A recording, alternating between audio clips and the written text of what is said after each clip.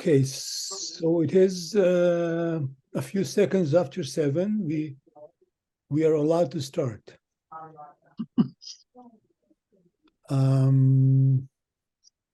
So at the moment, I think you're all unmuted, and maybe at some point it might be a good idea to get everybody muted. At the moment, what I'm saying is not so important. Most of you know me, Meir Bester. I'm the chair of the Israel Engagement Committee. I've not been present in the last. I was not present in the last couple of sessions. I wasn't feeling well. I'm a little bit better now. But Shirley has been carrying the baton, and she will continue to do so today. And those of you who received my, I sent a little note about the Israel Committee about once a week or a week and a half. I hope most of you are getting it. If you're not, just send me a note if you want, and I will add you to the list. So whether you've seen it on my note or on the What's On from the shul, because of the changing circumstances, there's so much more that's happening because of the situation in Israel, the war, the hostages, all kinds of other interesting stuff. We are extending the Nishma from 1 hour to an hour and a half. You don't have to stay the whole time, and if we're all out of things to say, we will stop. But we think it might be useful. And also, we decided that it was Shirley's idea that maybe she should have some other people participating in presenting and answering questions other than just her.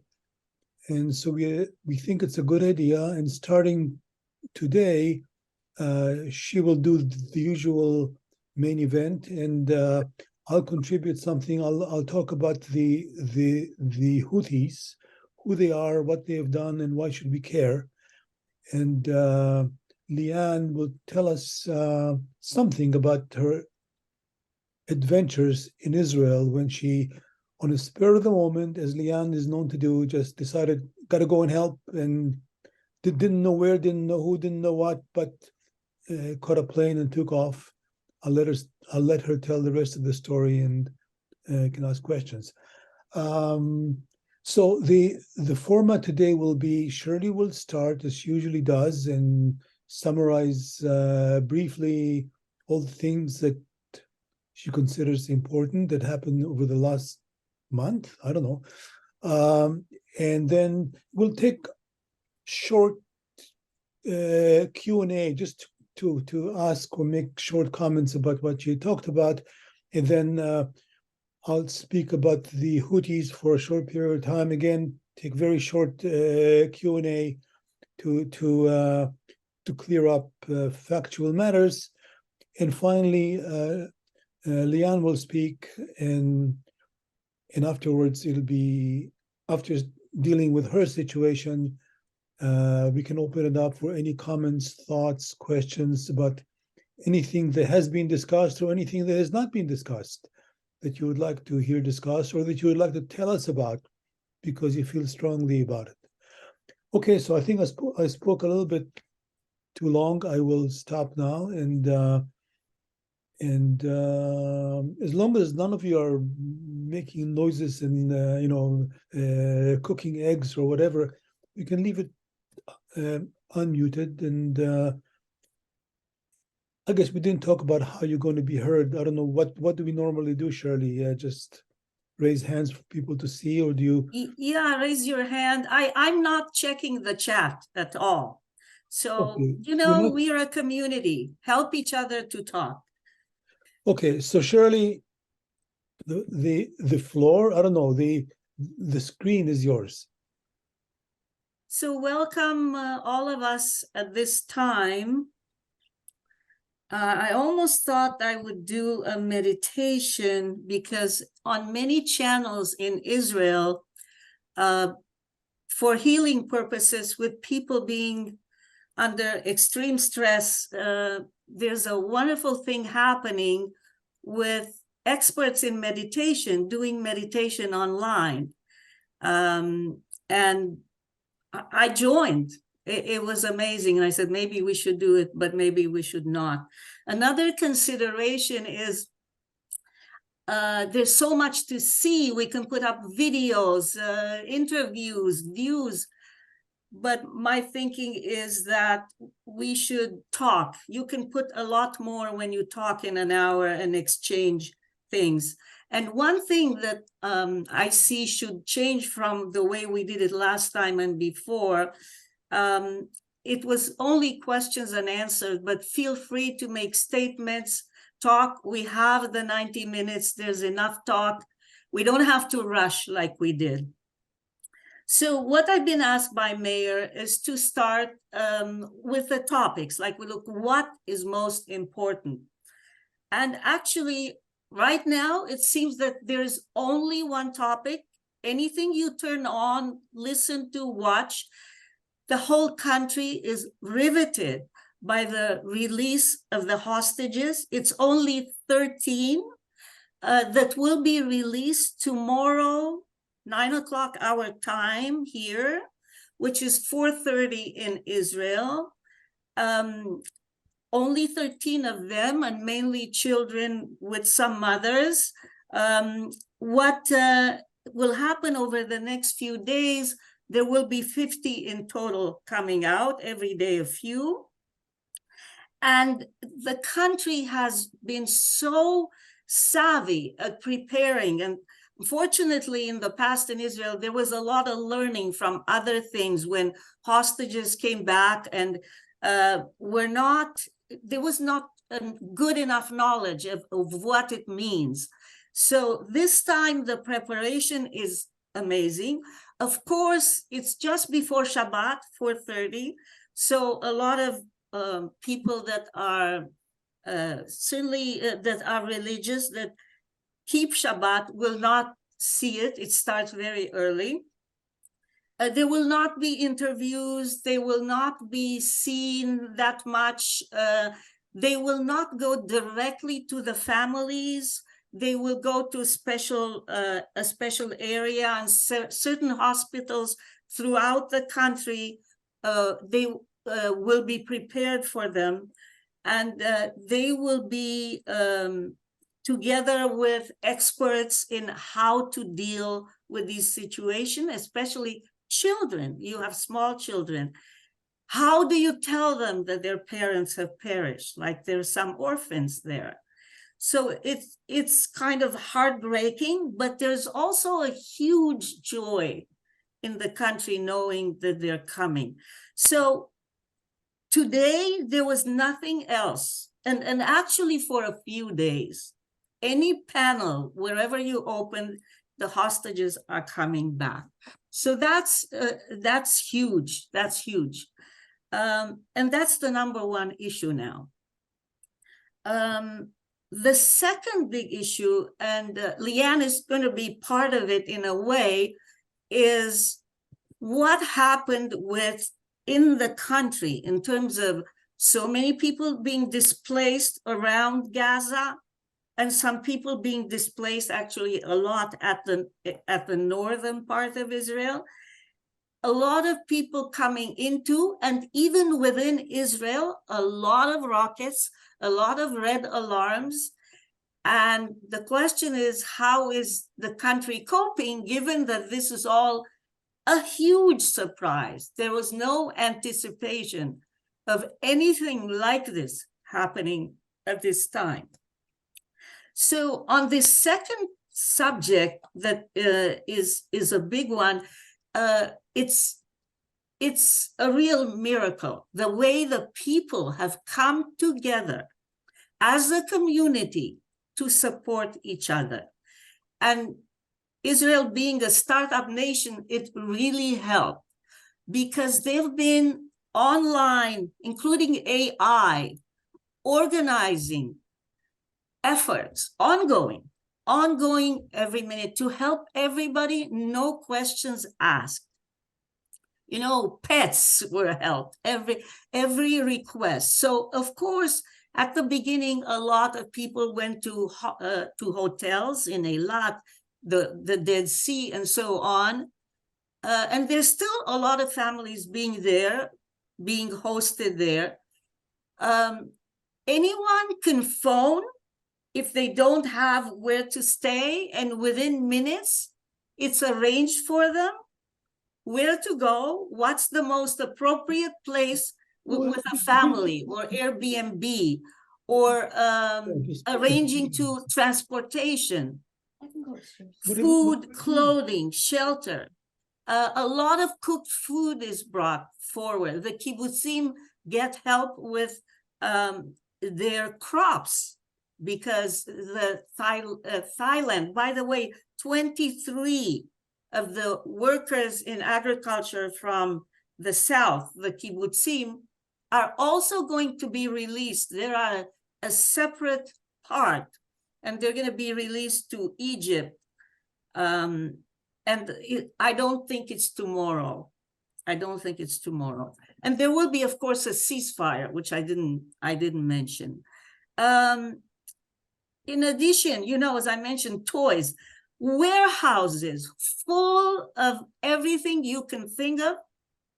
And especially since it's getting cold now, for soldiers, and there was some snow on the Hermon, a lot of new winter clothing, some tents for them. What else?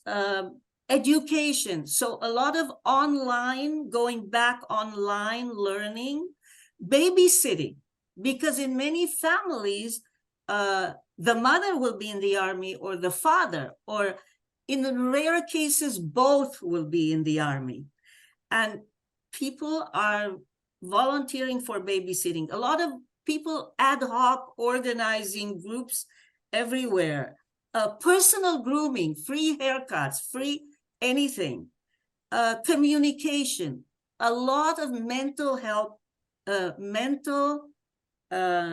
health, which is unbelievably important.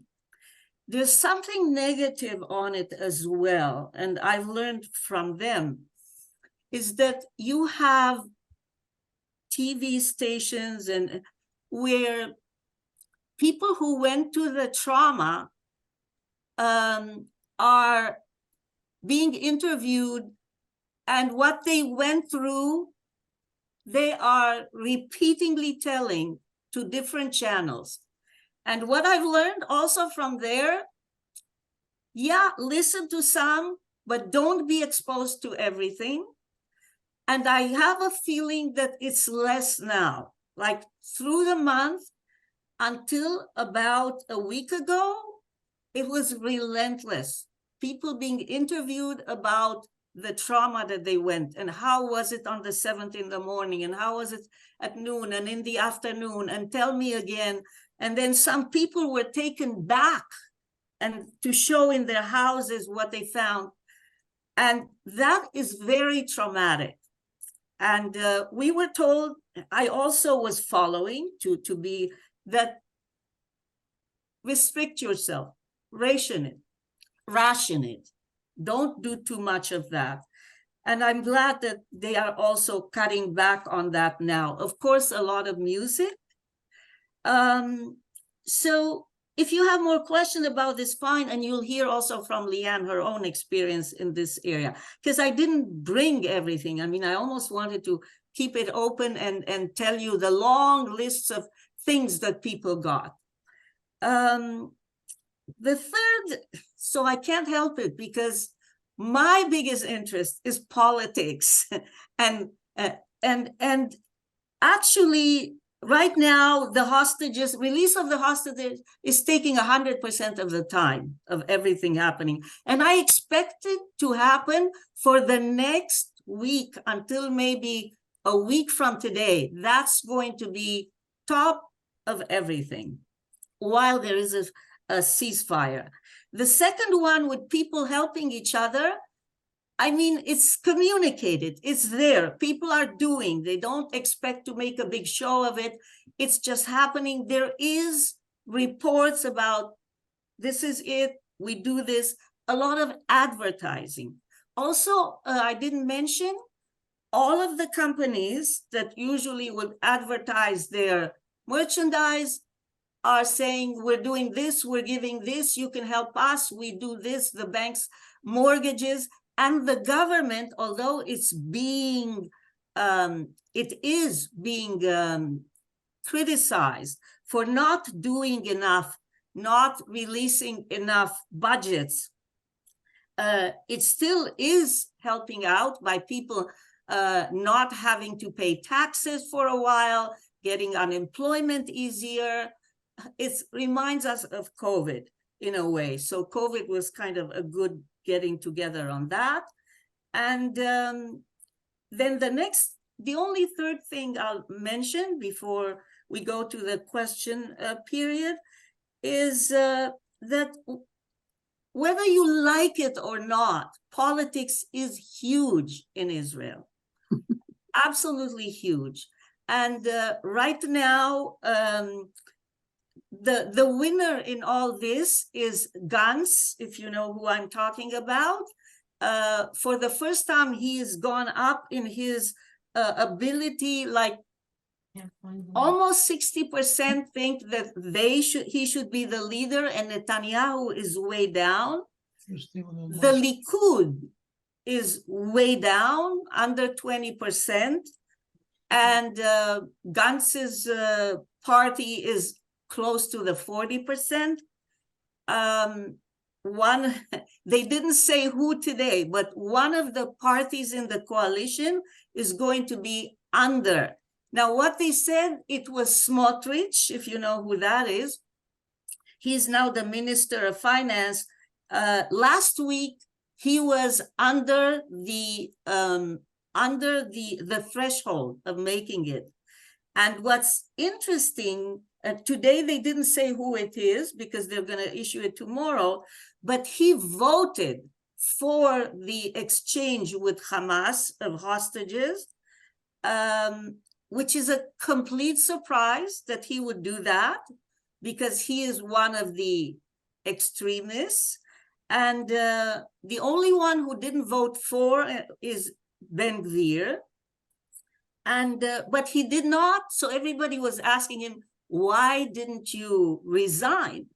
And he didn't answer that. So there are not going to be elections tomorrow. There could be something that's called constructive, where a group within Likud will decide to exchange the government. But that is not happening at the moment. And Netanyahu, who was very criticized, I'll finish with this, was very criticized before for not caring about the hostages and seeing them. All of a sudden, he realized that he can win big time on this. And he, his cheeks are now, he's come to life as the big supporter of the hostages. So I'll stop here. Meir, you are the person to say how much time there is for questions, and I'm done, basically, unless there's question for me to follow. Well, let's start, see how many questions we have. Okay. So raise your hand, and I can, if there's something you want to say.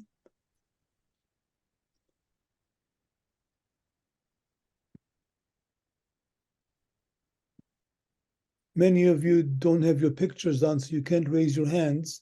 I have a question. Okay. Who are you? Tanya. Tanya, okay. I think I heard something about the West Bank.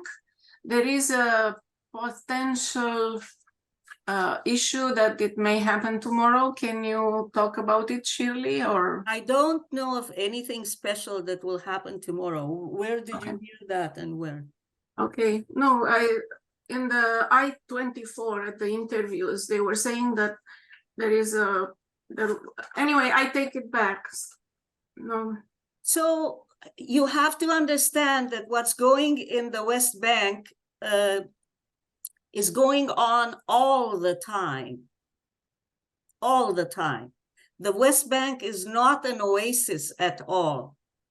There's a lot of arrests and unrest in the Tomorrow West is Bank. going to be Friday as well, so. Well, Friday is the day when people, I'm always tempted to show you two pictures that I have at El Aqsa. One, I will scan it and show it to you once. And I have just scanned, I've watched everything and read this morning. I did at lunchtime, and I spent since 5 o'clock to update myself on anything.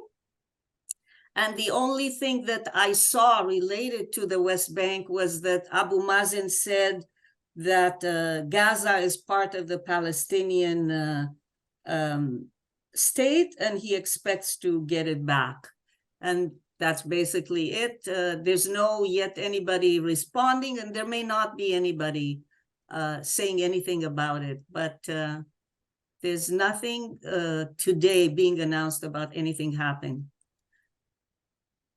Well, if I could say something about the West Bank, I'm with you, Shirley, that I'm not sure anything specific is going to happen tomorrow. But in the last 2 or 3 weeks, the general unrest of settlers and Palestinians kind of fighting with each other, and more so this time the settlers trying to beat up or do nasty things to Palestinians has increased somewhat, because everybody is feeling unhappy that about what Hamas did, and to some extent Hamas are Palestinians, and at the same time there are Hamas cells in the West Bank, and the IDF has been going after them more vigorously. My impression was in the last 2 or 3 weeks.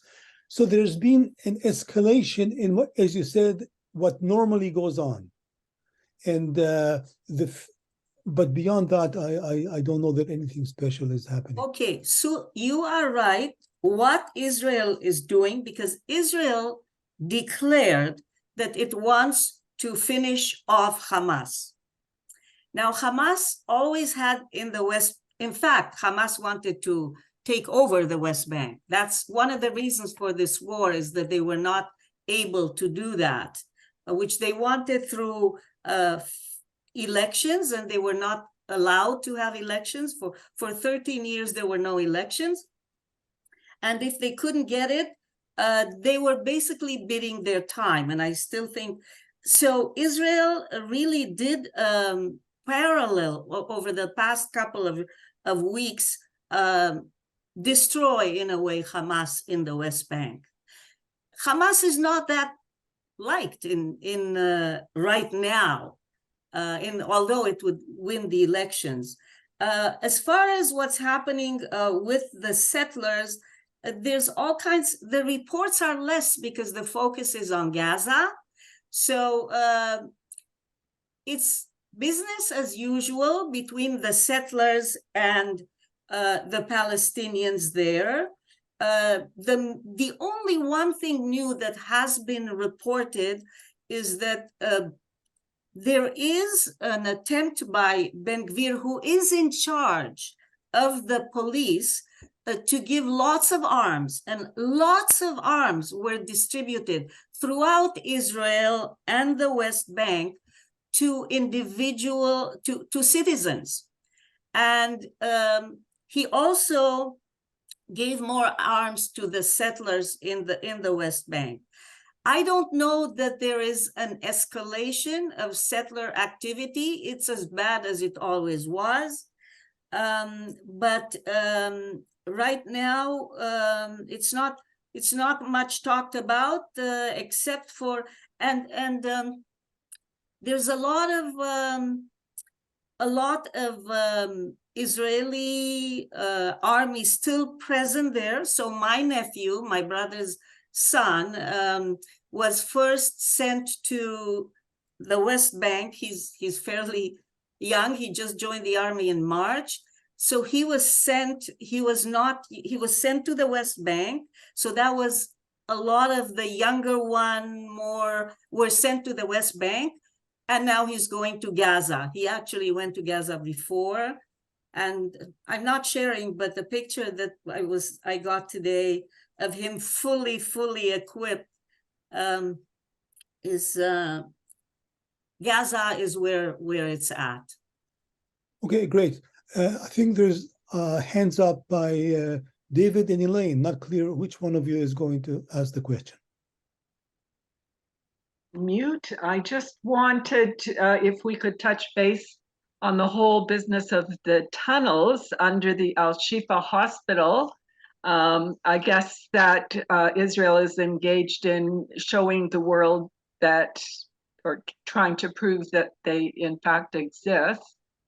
And I guess I am kind of wondering if there's any idea about what will happen to those tunnels as moving forward.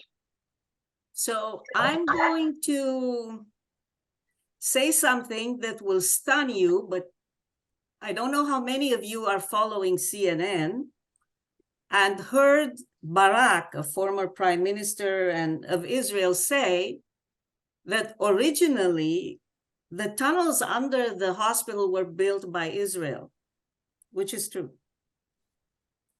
And why is that? Now you think about it.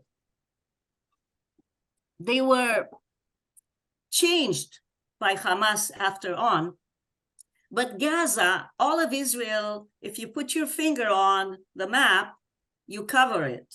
And if you put your fingernail on Gaza, you cover it. It's that small. So Shifa is not as big as Tel HaShomer, which is the hospital that I know too well in Israel, which is the biggest, but it's huge.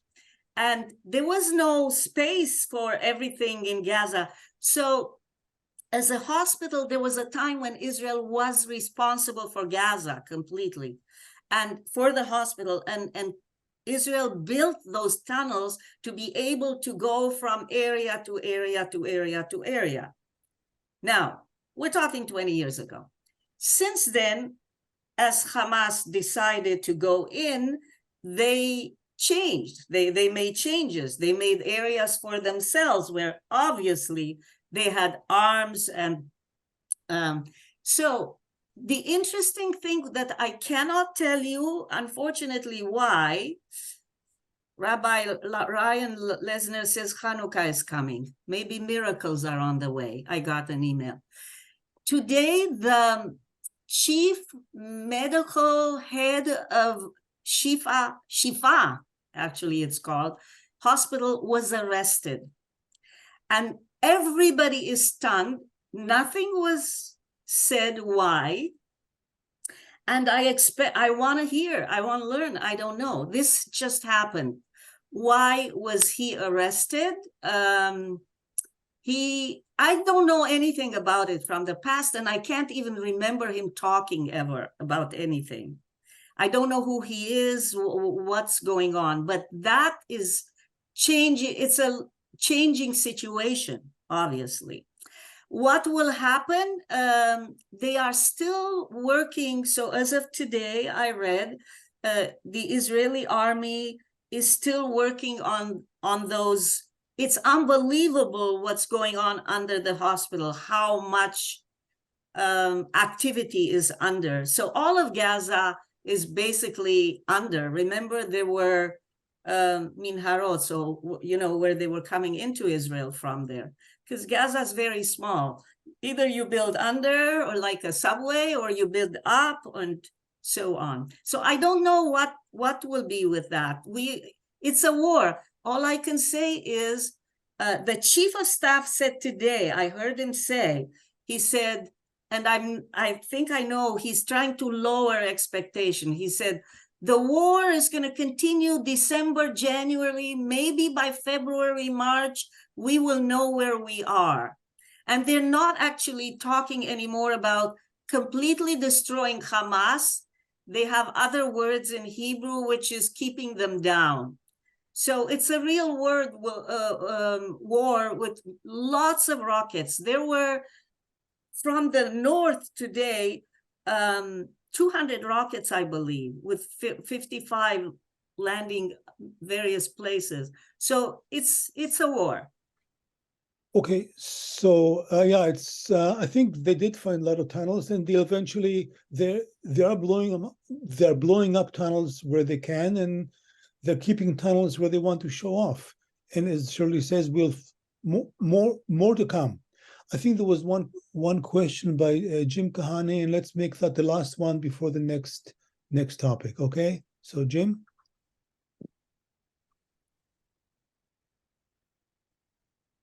He's muted.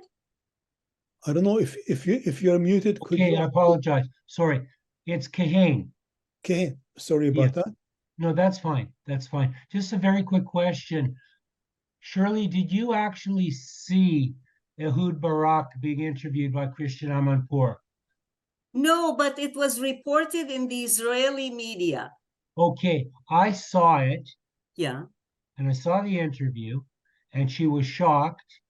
And actually, Ehud Barak, it was misinterpreted and he tried to take it back and it has been edited, sort of a clip, and it's been used by the Palestinians for propaganda because now they're making it sound like there was never an issue with compound under Shifa. This is something that Israel made. I think that it was sort of a misstatement on his part. It was not an important thing to be said. It was used negatively against Israel. I'm Okay. sorry to say So that. in I also listened, I mainstream- also watched the interview, and to my understanding, he expressed himself, he was misunderstood because he didn't express himself well. She pointed out on it, and he explained that he didn't refer to them as tunnels. He said that the Israel, when they designed the hospital, then they contributed to this hospital, they built bunkers, but it is a practice that it is used in hospitals to be used for the necessary activities when it's not possible above the ground. This is my understanding. So I didn't see it. I just reported mainstream Israeli media said clearly that it didn't say that he was misunderstood. It said Barak said this, that we built it, and she was very shocked. That's all. So that's what it is. And it's actually, I think it was accepted in Israel as, yeah, okay, so we did, so what? I know. So, Just so one what- comment. One comment. It's fine that it was accepted in Israel, but we're really concerned with the perception of Israel internationally, and it was misinterpreted. That's all I want to say. And Okay. used against him, us. Okay. That's all. Okay. So now it's my turn to change the subject a little bit. We'll focus on one item. I don't know how much interest there will be, but I won't take long in going over it. There's a bunch of people in Yemen called the Houthis. And for a long time, we didn't pay too much attention to them. They're Shia. They were fighting with the other people in Yemen. And as Yemen has been a poor country for a long time. They say, I don't know, I can't vouch for the details. Part of the issue was that the president that was in charge of Yemen for decades was corrupt. And at some point, the Houthis, who are tribes in the northwest of Yemen, decided they had enough and they rebelled. So you have to back up a bit. As you know, the Muslim world is divided into Shia and Sunni. 85% is Sunni. The Shias are basically in Iran, Iraq, and a couple of states in the Russian area. But So the Houthis are Shia also, and so they had the affinity with Tehran, with Iran, who helped them. And Saudi Arabia didn't like that. They are bordering Yemen, so they helped the other guys, and war raged for a long time.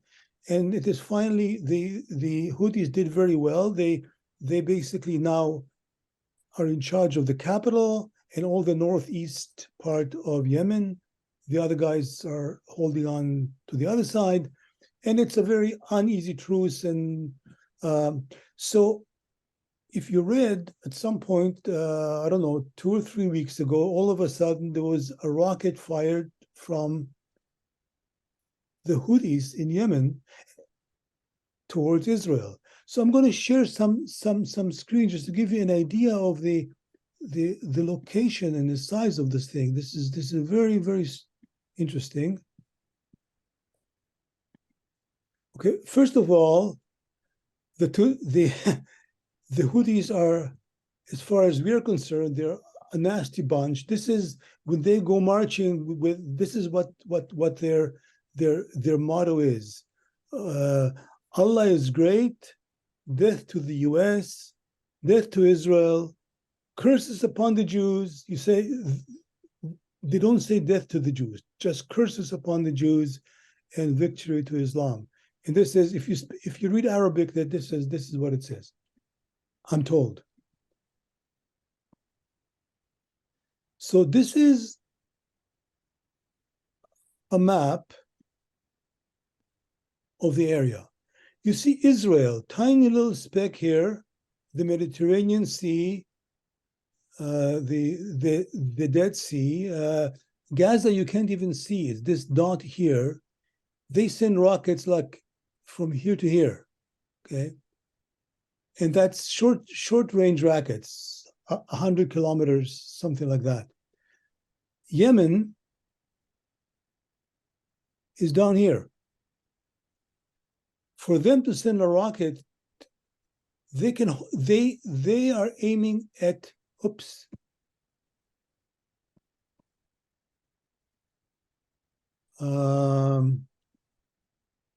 Okay. When they send rockets, they're aiming at the southernmost point in Israel. They can't go much further. That's Eilat. Okay. So they're going from here kind of along the Red Sea and hope to hit Eilat. The US had warships here on the Red Sea, and the US actually shut down the first few missiles that the Houthis sent out. So getting more technical, the missiles that Hamas shoots at Israel are short-range missiles. They're propelled and they get aimed at some place and they just go. To go the distance of 2,000, 3,000, 4,000 kilometers, you need ballistic missiles. They fly differently. They fly like in a tall arc, and then they kind of then fall down. The intercontinental ballistic missiles go into beyond the atmosphere. Okay, so how do we shoot them down? To shoot down the normal rockets from Hamas, Israel has this wonderful system called the Iron Dome that it's all over the country. It's wonderful, and it shoots them down like flies. But the ballistic missiles are a different story. The Iron Dome is too slow, too low to hit them. So you need kind of an anti-ballistic missile to hit those. But before I get to them, let me show you some more pictures. This is Yemen. I told you that the Houthis, they're in this area. Sana'a, I'm not sure how you pronounce this. Sana'a is the capital city. So they hold the capital city, and the rest is owned by some other tribes. And why is this important? because when you come out of the Red Sea, you go into the Arabian Sea and to the Indian Ocean. So if you want to go from Europe to India or to China, you go through the Suez Canal and the Red Sea. So the Red Sea is very important for transportation, which reminds me, last week, the Houthis did something extra special. They took over a ship that is part ownership of Israel, but it's basically a UK company ran it, and Japanese sailors were on it. They got it now, and it's very awkward, but the whole world is concerned because this is a huge shipping channel, and if ships that go through here are going to be in danger, that'll be a concern. So first of all, let me show you the Iron Dome. This is the Iron Dome battery. This battery has 20 projectiles, whatever you want to call them, rockets.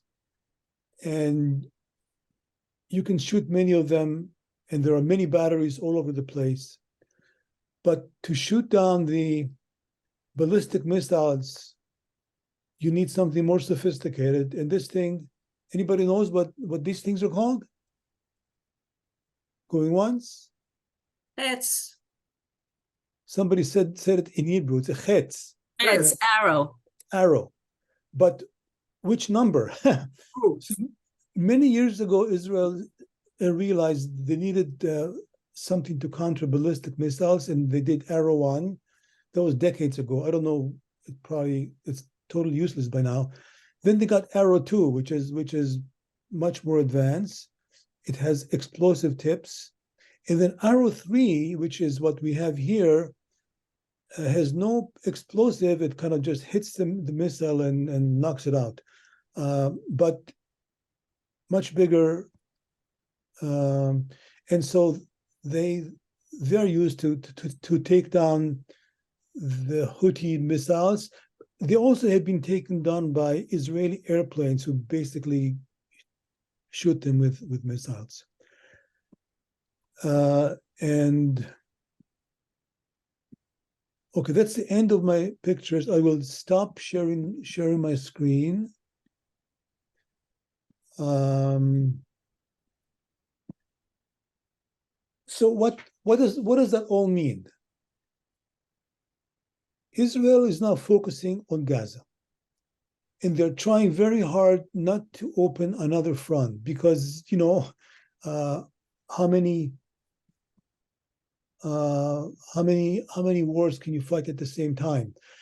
Hezbollah in the north, another proxy of Iran, is bothering them. They keep shooting missiles in a limited capacity to try to get Israel to react, but both Israel and Hezbollah know that it's no good will come out of a war out there, so they're not going full tilt at it. In the West Bank, we talked about there's some unrest. So Israel is surrounded from three sides by danger and conflict. And all of a sudden, there's this fourth front coming from 2,000 kilometers away.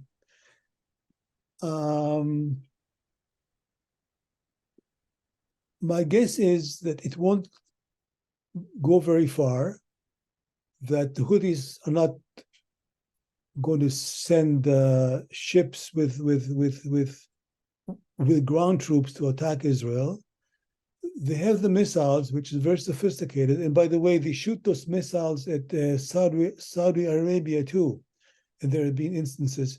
So basically, the Houthis are with Iran against Saudi Arabia, who wants to be friends with Israel. They don't like the Israeli state. They don't like the US. And they think they can do some harm and get their name in the paper. It's a bother.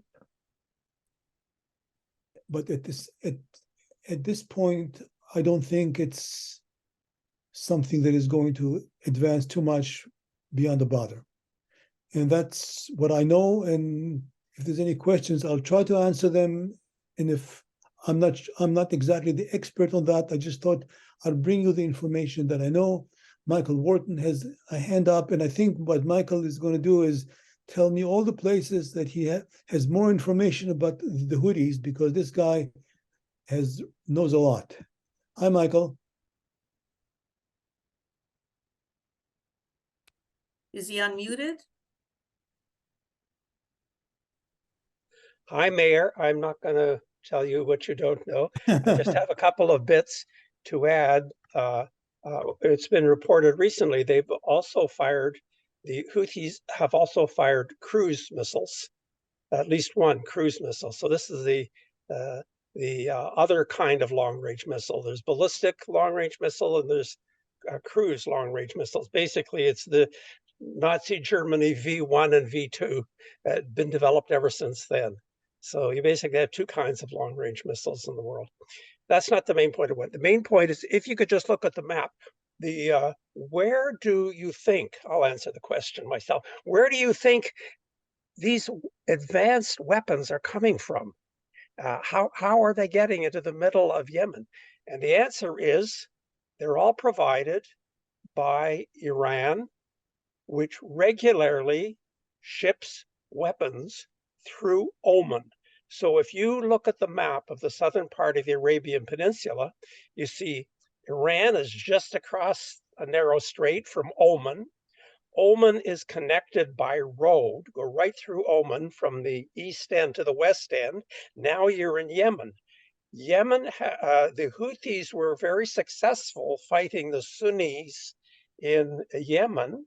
The Sunnis were supported by Saudi Arabia and for some time by United Arab Emirates. They've got their weapon supply to make them very successful from Iran. So Yemen and the Houthis are part of the axis of resistance that Iran is constructing to completely surround Israel for the purpose of destroying Israel. As they say, the government says in Iran, the destruction of Israel is non-negotiable. So I think you need the larger picture of what's happening in Syria and Lebanon and in Iraq and in Iran and Oman and Yemen. It's not a pretty picture.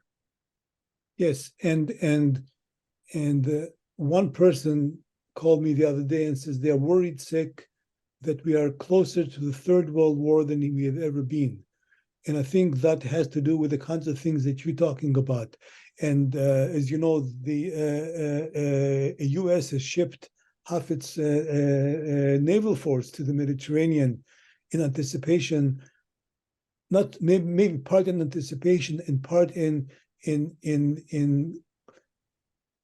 telling Iran, don't do it, because we are serious and we are here and we are prepared to enter the fray. And behind the scenes, where we don't get so much information, so much discussion about it in Israel, there's a lot of rockets and flights and bombings going on in Iraq and Syria between the U.S. and some other militias that are working for Iran. I don't even remember their names. So yes, it's this whole Middle East now is a powder keg, and Israel just wishes that everything will stay calm until they finish with Gaza, because that's where they're focused on. So this is a very specific thing that I just thought people don't talk about it much, and who knows, it might come up in your next cocktail party and you'll say, oh yeah, I know about the Houthis. And if there are no more questions about those, we can move to the third item in our agenda today, and that is Leanne. Excuse me, I'm using Pernell's computer and I don't know how to raise a hand on it. Okay. So just pointing out one other thing, that a few weeks ago, Elliot Abrams had an interesting comment as to whether or not Hezbollah would get involved. And his view was that Iran is keeping Hezbollah under wraps and threatening that if any attack takes place on Iran, that they would allow the Hezbollah to start the next front. So what we're seeing now is, as you said, Meir, some rockets being sent every day, and Israel going in and bombing some sites, but nothing major. But just to show that the power keg is there, and Iran saying, "Don't start up with us." Yeah, and to keep it from being serious, as you know, maybe you don't realize, Israel has cleared like 5 kilometers from the Lebanese border. Like, I don't know, 20 or 30,000 people were told to basically leave their homes, not because they're destroyed, and not because they were under attack, but of the potential harm that may come and would then force Israel to act. And so that's very, very complicated.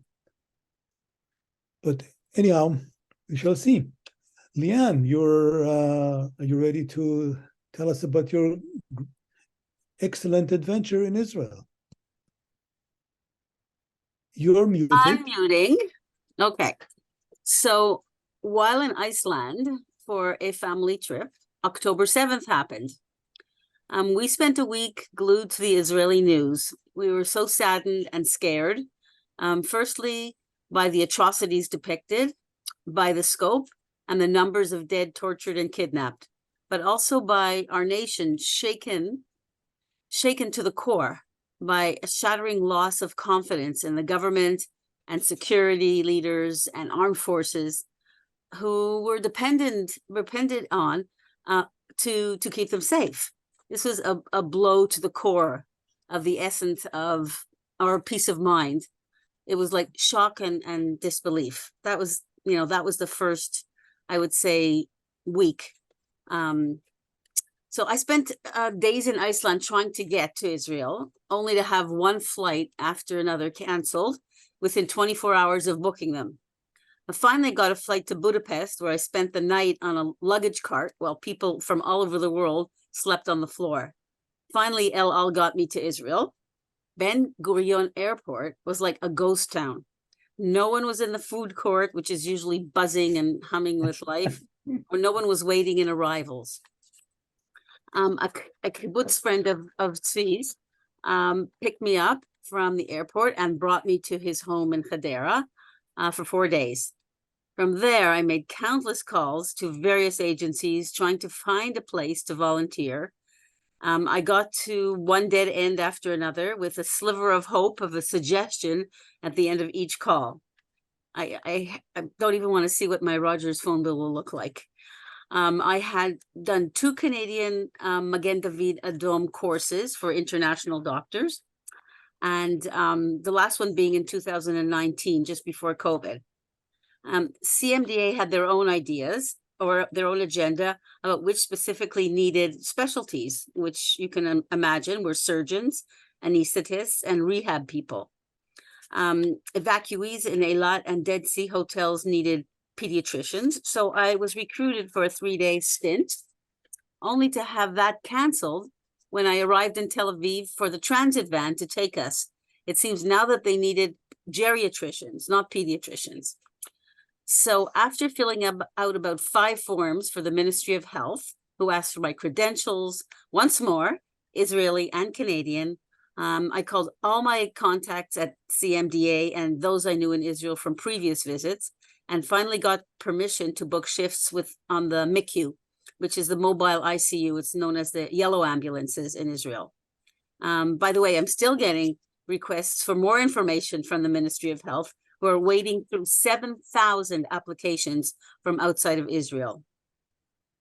While waiting to do the medical work there, I happened to be sitting with my sister-in-law in her place in Pardes Chana, and someone called from Misrad HaRevacha, that's sort of the welfare office, finding out about how older people are managing.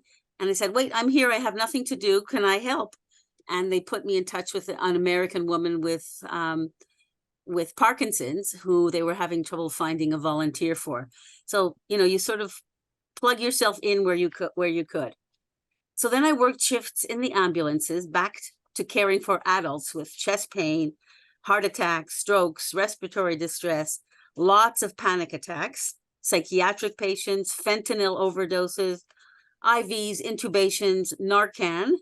And those paramedics in those ambulances are amazing. I was beyond impressed at their expertise. The mood in Israel fluctuated from what I described initially to resilience and activism, just like Shirley said. The country pulled together through acts of heroism, in selflessness, generosity. And not enough time to tell of all the things that were in the media at that time and that we heard about. There were people opening their homes to evacuees, cooking groups to bring healthy meals to soldiers, people arriving in Israel with tens of hockey bags of supplies brought to them at the airport from people in North America for soldiers at the front, warm clothes, medical supplies, chargers for their phones, etc.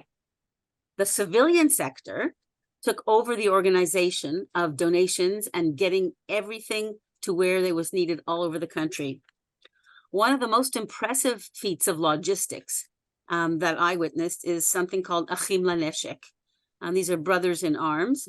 And it was a protest organization from before the war. And they set up hubs all over Israel. The one where I volunteered was a huge area in Ganei Tarucha, which is it's sort of like what do we have here? That huge center near the airport. I forget what it's. Convention center. Yeah, yes, convention center. And there were two buildings that were devoted totally to accepting, sorting, packing, delivering donations of clothes, shoes, food, medications, toys, books, art supplies, medical supplies. The place is just buzzing with volunteers from all walks of life in Israel, religious, secular, white, brown, black, Jews, Muslims, Christians, Israelis, foreigners, Eritreans. We saw everybody was there. It was amazing how this horrendous war was erasing conflict within. And would this feeling last forever?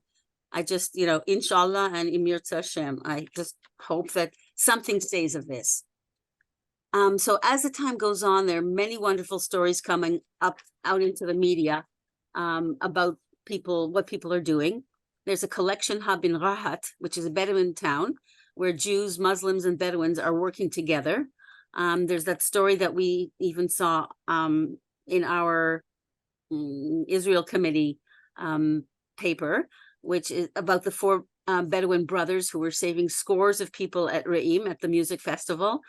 There's Achim Laneshek has an organization called Achim La'ochel, and these are brothers in food, to provide food daily to soldiers in the field, evacuated residents from the south and the north, and any wounded individuals all over throughout the country. They have a website where people can go and fill out a form to volunteer for shifts, for food orders, for joining in the cooking, the transporting, networking supplies, and kitchens for all this. Another opportunity that popped up, as Shirley said, is working in farms in the kibbutzim and moshavim that were emptied of their foreign workers when the war started. And initially, they were mostly ad hoc groups. I've heard of people from Tzvi's kibbutz who, instead of doing their walk on Sunday, went and picked cabbages and cauliflower in the south. But now I think it's getting to be a bit more organized, and people can sign up and go and work in the fields. I could go on and on with lists of places that need donations. There's computers for adults and children displaced from their homes. There's donations for the rebuilding of kibbutzim, moshavim that were destroyed, et cetera, et cetera, et cetera. There's like lists of things that people could do and donate to. But one last word about activism and volunteering. These are ways of processing trauma, individual action and in groups. It helps anxiety and staves off depression while actually doing what needs to be done for others. So these acts are not only altruistic, they are also self-serving. And I feel privileged to have been able to be given the opportunity to help. And that's all I have to say about that. Huh. Well, that's a lot. I don't think I filled my 10 minutes though.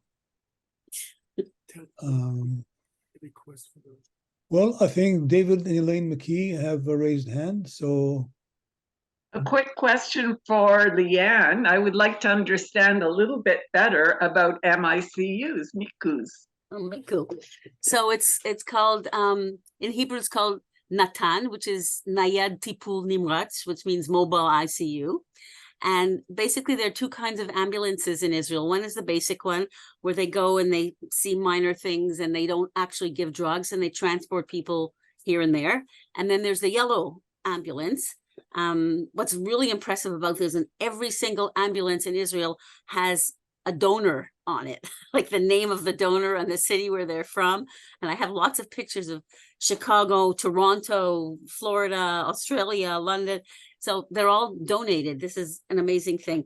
But inside that mobile ICU, it looks like a little ICU. They have all the equipment, all the drugs, all the compressors and the oxygens and everything that you need in there. They have one in a pack that you take every time you go into a place. You have to roll out the what's it called, the alunka? Stretcher, yes. You have to roll out a stretcher. You have to put on the big bag of medicine and equipment. You have to take out the oxygen. You have to bring the monitor that will give you all the ECG and all that stuff, and roll it out into the place. And it's like an ICU on wheels. And those paramedics are like 1, 2, 3. They're like, they know, they get in, they go exactly what that. I was in places where they intubated and ventilated in a residential home, like for older people. And I was just amazed on what they did. But anyway, I learned how to go from pediatrician to geriatrician, like within a few shifts. Do we have anything like that in Canada? Is there anything even close to that level of? I don't know. I know that, you know, when you call an ambulance, they can do your sugar, they can treat all kinds of things, but I don't think they intubate and ventilate on these things. But I could be mistaken. I haven't been in an ambulance in a long time here. Ronnie has her hand up. I see Ronnie has her hand up. Yeah, Leanne, that's so remarkable. Your story is amazing that you hopped over from Iceland. I just can't believe that. And that you were able to plug in so quickly. Not so quickly. My really forehead is bruised from banging my head against the wall. No kidding. How long were you there, Leanne? About 3 weeks. Wow. So I have a question just from following along Houthis. I don't know what people know about this, that this incredible, civic infrastructure that you were part of, that the government eventually was not terribly happy and they kind of swooped in. They were sort of AWOL for a while, which is why, right, you had there was no choice. Yeah, but then they eventually came in and they tried to take over. And I heard all kinds of weird things, like, for example, when they were trying to transfer people from the north into hotels and they would transfer money to hotels, that they wouldn't transfer budgets unless they had a kashrut certificate. And then I heard also about all kinds of things where the government was sort of getting in the way. And I also heard some suggestions, and I don't know if this has actually been taken up, that in terms of agricultural workers, that like apparently the Haredi community has really stepped up, and there's been some really significant volunteerism among them. But somebody said that they should be tapped to do more agricultural work. And I don't know if you know anything, because there's such a huge need now, obviously. So I don't know if you know anything about that. I know about the Haredi volunteering. Like, we listened to interviews or people whose rabbis said that they were not allowed to join the army, and they just went and they joined, and they did a really quick basic training, and Yeah. now they're in Miluim and they're working. There was one dude, there's one group that was 120 people, and there was one before them and one after them, and they said that they're so welcomed by, you know, everybody in the army, and they themselves feel so proud to be doing that. And one of Mhm. them said, you know, I didn't grow up in a home like this, but my children will. And it just brought, you know, goosebumps because of all that we hear all the time about all this money going into the Haredi community and Right. them not being allowed to serve. And also there were thousands of others who volunteered to serve in non-military ways. Right, And right. I don't know if they're specifically getting all these yeshiva people to go, you know, work in orchards. I don't know how they can do that, but they're certainly organizing more than they were, you know, than we thought that that would be done. What else did you, what was another thing? There was a few things that I have no answer to because I have no clue. Yeah, no, that's fine. So Thank you. whether the Yeah. government is getting in the way now, I don't know. Yeah, I think the yeah. kashrut story I can really understand, because that would be, you know, status quo of what goes on there. Yeah. Yeah, I think that's it. But there have been amazing things coming from the most unexpected places. Thank you.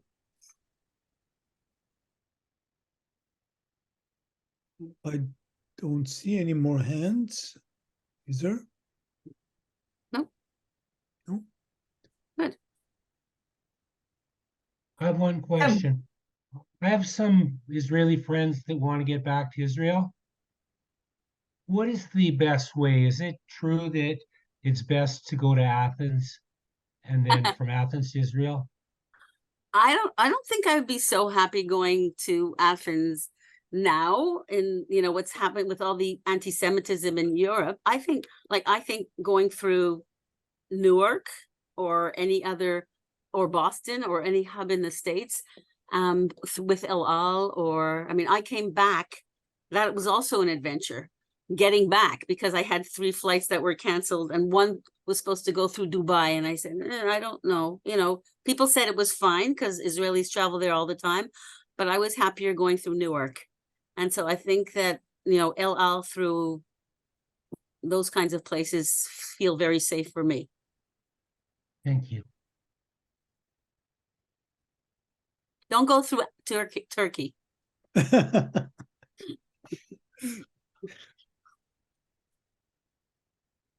Well, maybe there'll be more questions on this topic, but we have 20 minutes left officially in the session. So anything about what was discussed before, or anything that nobody said anything about that you would like to say something about or ask about, and maybe somebody knows the answer.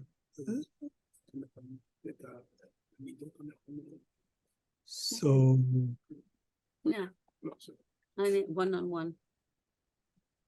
I think Harold and Rochelle. Yes, just a couple of things on topic but off topic. Couple of interesting things happened today.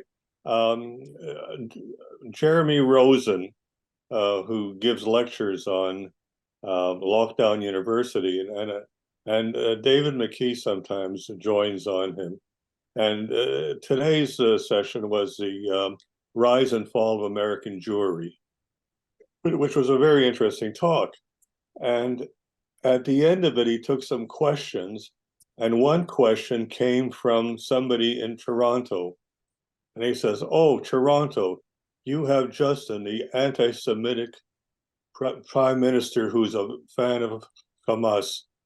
Interesting view that a lot of people are having of our prime minister."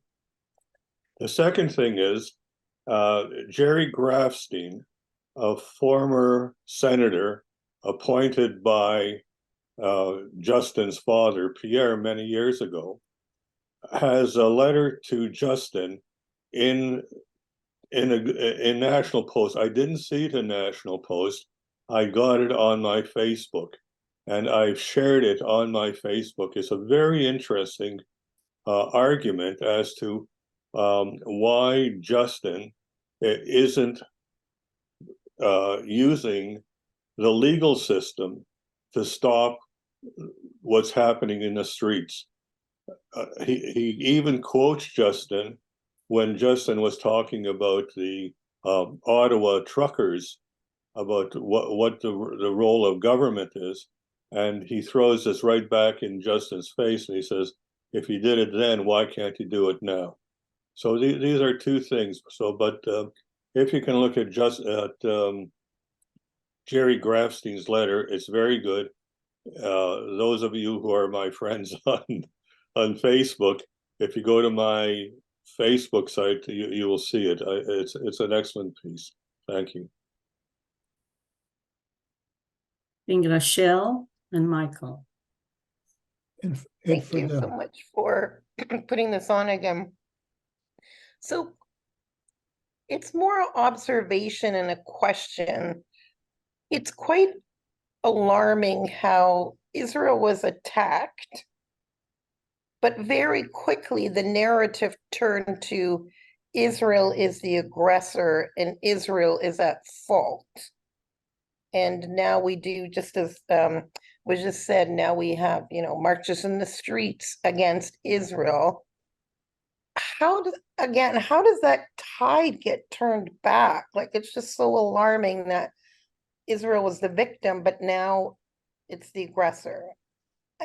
I'm just wondering, and comments, thoughts. I think we have to, I'm going to say something, which I heard in Israeli media today, that we should be very careful about what we're going to see in the next week or so, because Hamas is going to exploit it to the fullest in now with the changes.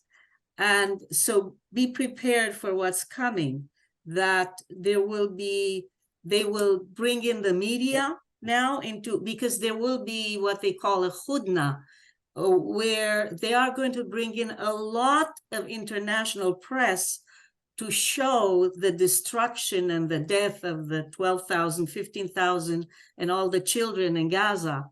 And that's going to be, we should be prepared for more international criticism of Israel. They're going to really use this to the fullest in the next few days. Thanks, Shirley.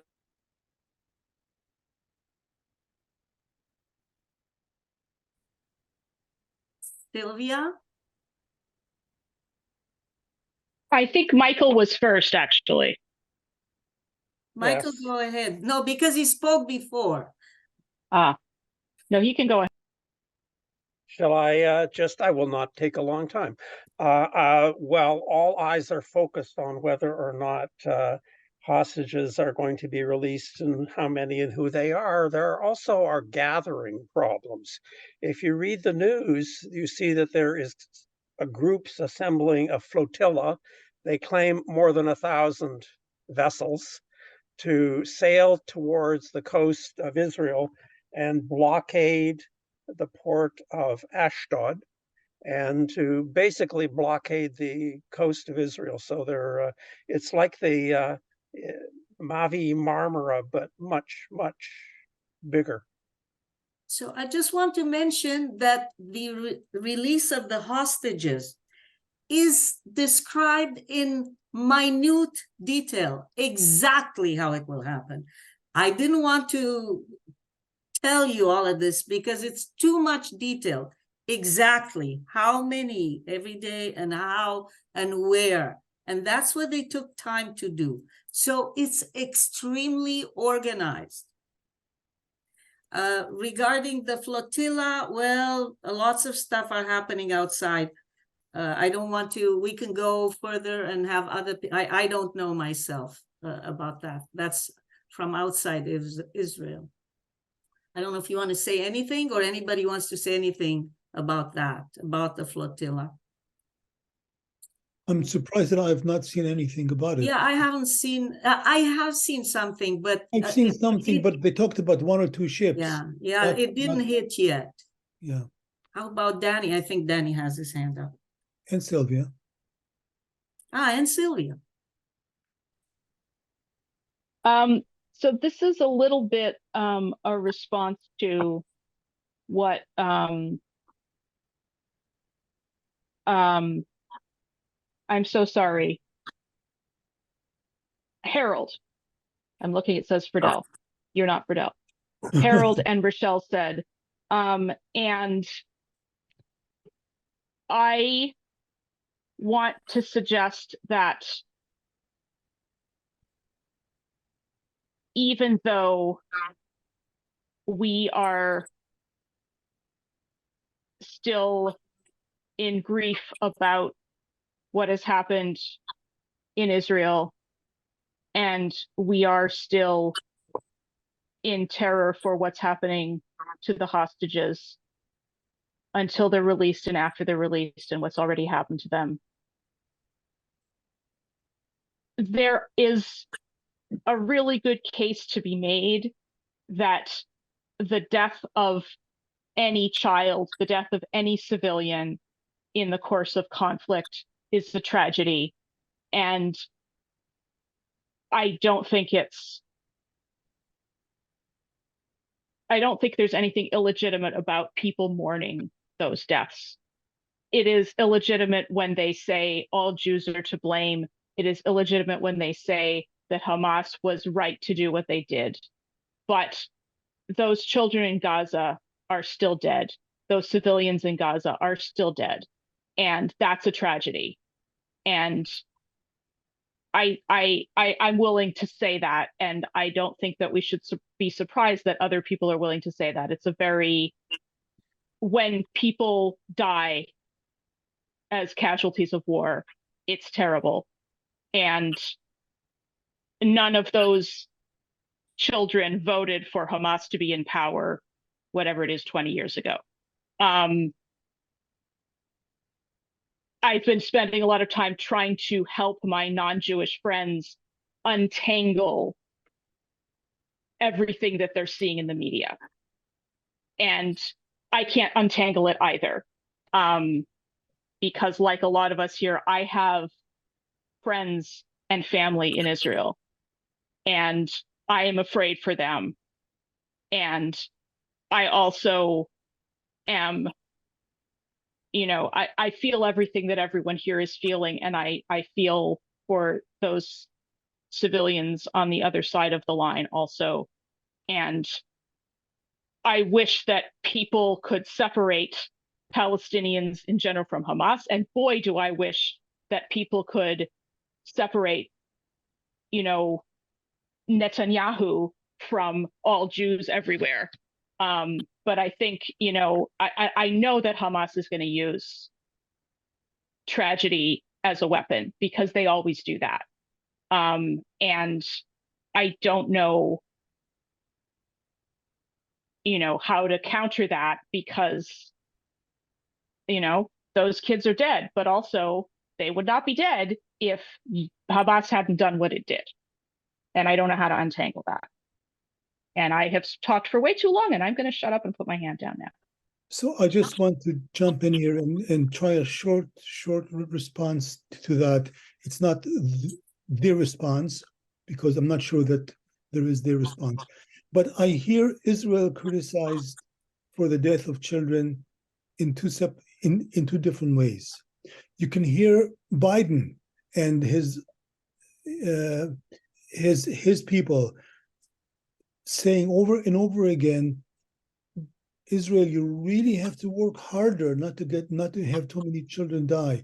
You have to work harder. This is not looking good. This is not, they're looking good is one side of it, but of course, it is not something that anybody wants. And sometimes our friends say, I don't think you're doing enough to limit the number of innocent civilians, not just children who are dying.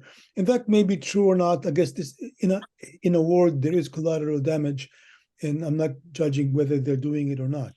But then there are people on the other side who really feel that Israel is not legitimate and all that, and then they just let everything go out and it's from them that you hear things like there's genocide in Gaza. There is, you know, all those things that we know are there's no genocide. But what, you know, if I guess if enough people of a certain ilk are getting killed, is that genocide?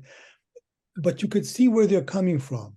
They're looking for something that is hurtful, like the death of innocent people, to strike at an entity that they would have liked to strike at regardless. Yeah. And so there's the two streams of criticism. One is legitimate and one is hurtful, and don't know what to deal with it, but you have to separate them. Yeah. That's what I wanted to say. I want to say something, that as part of the deal with the hostages, there is going to be massive support for Gaza in the next little while. Huge, 10 times more gasoline, food, medical equipment that was negotiated. So that will help now I want you to understand, in Israel, there are people that want to flatten Gaza, right? Yeah. And are criticizing help to anyone. And you have to understand that there is what's called revenge. And there's people who say revenge doesn't help because you are helping raise the next terrorists. You know, you're killing yesterdays, and some of the kids that survive will remember that and will want revenge for what is being done now, and even among Jews. But we have other people here. Danny, I think you wanted to say. Yeah, I think I was. Actually, I think our president did sort of say what I wanted to say in terms of, and I think the Rabbi Ryan last Shabbat said also what we should listen to, that we can hold two truths concurrently: a truth about Israel and a truth about Gaza, and a truth about caring about the dead in both places. And we don't have to just say we care on one side, not the other side. And I think Ryan said it very, very eloquently last week. And I think that clearly we have to keep that as a focus. Also, I really don't understand what this thing with Harold is brought up with our prime minister and with Palestinians. Even if I think they're absolutely wrong to take this to demonstrate now after what Hamas did, I think I'd be very quiet if I were them. But that's just me. However, in this country, Palestinians have every right for peaceful demonstrations, and I don't know what one could expect the prime minister or the government to do. We have no right to tell. There's a big demonstration coming up December the 4th in Ottawa by the Jewish community. Clearly the Palestinian community, if they feel that there's something they want to say, they have the right to say so. And I think the prime minister is being blamed. And I think this business of thinking the prime minister is anti-Semitic or is anti-Israel is just a bunch of nonsense. Of course, he's going to say something about the Palestinian kids. Why shouldn't he say something about the Palestinian kids? And he said a lot of things about the Hamas and what they did to the Israelis. So attacking our prime minister, I think, is very, very unfair and very biased. End of statement. Gloria, you have, just to give you the chance. Okay, thank you. I was sure that Danny was going to say something along the lines that I wanted to say, but I just wanted to make it very plain. I don't think Justin Trudeau should be taking sides. He's in no position. He's not. He doesn't have any ties to either side, but he has both Palestinians and Jews in Canada as citizens of Canada, and I am thankful that he does not take sides. The other thing is, I have a question. With Israel in control of Gaza again, what would be different than the last time? Like, how would that work when it didn't really work the last time? Anybody who has the answer to that will get $1 billion tomorrow. This is what the whole world is talking about. What is the future of Gaza? And that deserves like a session on its own with a couple of experts. Thank you. Yeah. We know it can't be the same as before. I think Leanne has some insight. Insight would be overblowing it. I just wanted to refer to Rochelle's question: what happened, and how did the world turn against us so quickly? I think everybody knows that there's always been a double standard where Israel's concerned about we talk about human rights and genocide, and we don't talk about China or Syria or anywhere else, but it's always Israel that's picked on. What the media doesn't pick up on, for some reason, maybe our PR isn't as good as the Palestinians, but they don't talk about the IDF bringing incubators for those babies that had to get to the south and get to Egypt. They don't talk about the tanks giving safe passage for people who wanted to go from the north to the south. They don't talk about the flyers that fly down asking people to leave. They don't talk about the interviews with people who are left in Gaza City, who are thanking the IDF to be for being there, and how they hate Hamas and that they ruined their lives. There's a whole lot of stuff that we see because we want to see it, and there's a whole lot of stuff that the rest of the world is not looking at because they don't want to look at it. So I don't know how to tease apart those things, but those things are still happening. Okay. We are getting dangerously close to 8:30, and I do want to say one last thing before we go away. Somebody mentioned the fact that there is a gathering, there's a rally in Ottawa on March the 4th. On this, let's try December the 4th. I have a feeling this could be the Canadian equivalent of the rally in Washington by the Capitol. The CJA and the UJA are organizing it. You can get, there's a nice advertising for it in today's Nishma, not in Nishma, in today's What's On. I'm not sure if anyone caught it. Yeah, I saw it. Yeah, you see it in What's On right after. It gives just to note, Meir, if you register and you would like to ride with other people from Darchei Noam, you say when you register that you're going as part of an organization, and then you can choose Congregation Darchei Noam from a drop-down list. And so how does that work? They will. It's a mystery to me, but Claire has apparently sorted it out with them that they will have a bus for us, or at least part of a bus. So listen, if you go to the Nishma, if you go to the one, there's so many little phrases, Darchei Noam, that you get confused. I do. If you go to the What's On, you'll see the ad and you click on it and you get all the information that Sylvia just mentioned, how you can reserve a room, a place on the bus and tell them that you are from Darchei Noam. And if you get a full bus, then hey, we're gonna ride there and we can sing the Darchei Noam theme song, which I don't know what it is. I don't know if I'll be able to make it. I'm not.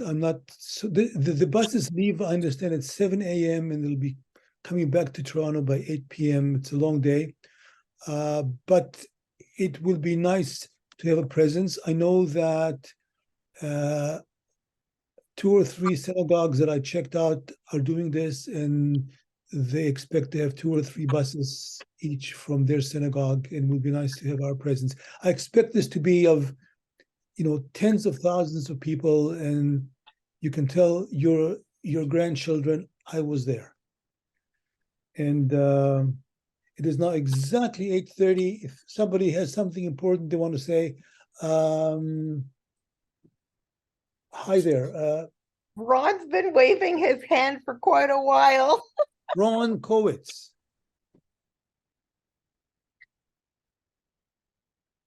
You're muted. You have to unmute yourself. It doesn't look like he's muted, but Well, I can't hear a word he says, so you must be. now okay, you should be able to talk now.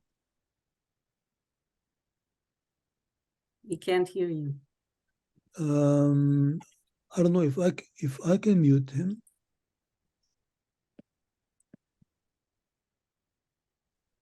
Now he's muted. Now he's not.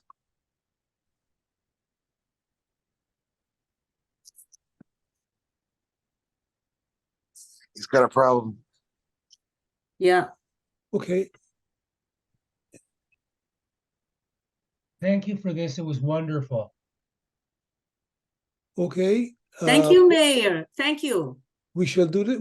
We tried a new format, and we'll try to polish it a little bit better for next month, and hopefully who knows, it's what stories we'll have to tell next month.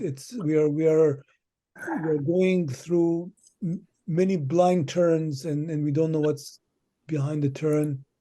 But anyways, we'll be here and do the best we can to I think Gloria spoke. She spoke, yes. Oh, sorry, Okay. I don't know why I became unmuted. Thank you, Shirley, for doing Thank this you, for so Mayor, long. and thank you, Leanne, and everybody who participated. A pleasure. Thanks, everybody. Thank Thank you. you. Thank you. Good night.